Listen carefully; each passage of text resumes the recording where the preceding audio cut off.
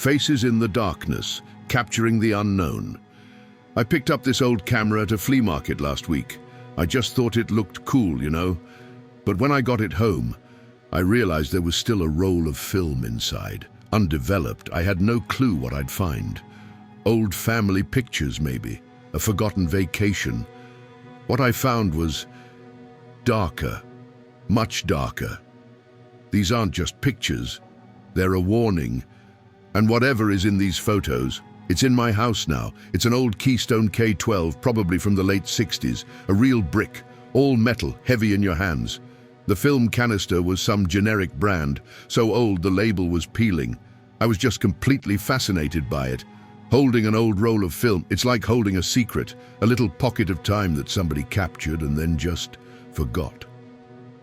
My curiosity totally got the better of me. I knew it was a long shot, but I took it to a specialty lab, one of the last places that does this kind of old school work. The guy at the counter told me not to get my hopes up.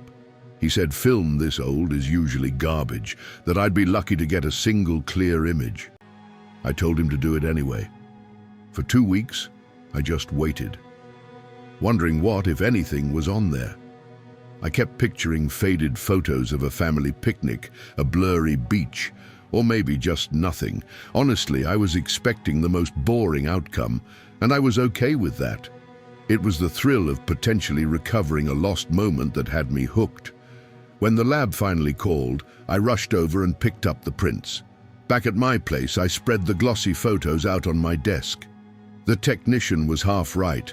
The images were terrible, grainy, washed out and stained with this ugly chemical yellow. They were all of quiet, empty places. A lonely park bench under a big tree, a deserted street, all tidy lawns and dark windows, a kid's swing set moving just a little, like someone had just gotten up and walked away. There was this deep, unsettling stillness to them, an emptiness. Then I looked closer at the first photo, the one of the bench. In the deep shadows underneath it, I saw what I thought was just a smudge, a flaw from the developing, but it wasn't a smudge. I grabbed a magnifying glass and my breath just stopped. It was a face, distorted and dark, yeah, but it was a face. 2 sunken eyes and a thin, frowning mouth. I tried to talk myself down. It's just a trick of the light, you know. Chiaroscuro. It had to be pareidolia, my brain seeing a face in a random pattern. It had to be. My heart was hammering now. I turned to the other photos, my hands shaking a bit as I picked them up. I scanned every single one with this horrible new focus, and I found them. In the picture of the street, a pale face was peeking out from behind a curtain in a second-floor window. It was barely there, almost a ghost. In the photo of the swing set, a tall, shadowy figure was standing way in the background, half hidden by a tree, its face a blank white oval, a mask floating in the dark. Every single outdoor shot had one, a face in a black doorway, a pair of eyes staring from inside a bush, a silhouette standing right at the edge of the frame, always watching, always half hidden, like they knew how to stay just out of sight. That initial buzz of curiosity was gone, replaced by this cold, heavy dread. This wasn't some lost family album. This was something else. It was a record. The person who took these wasn't just taking pictures of empty places.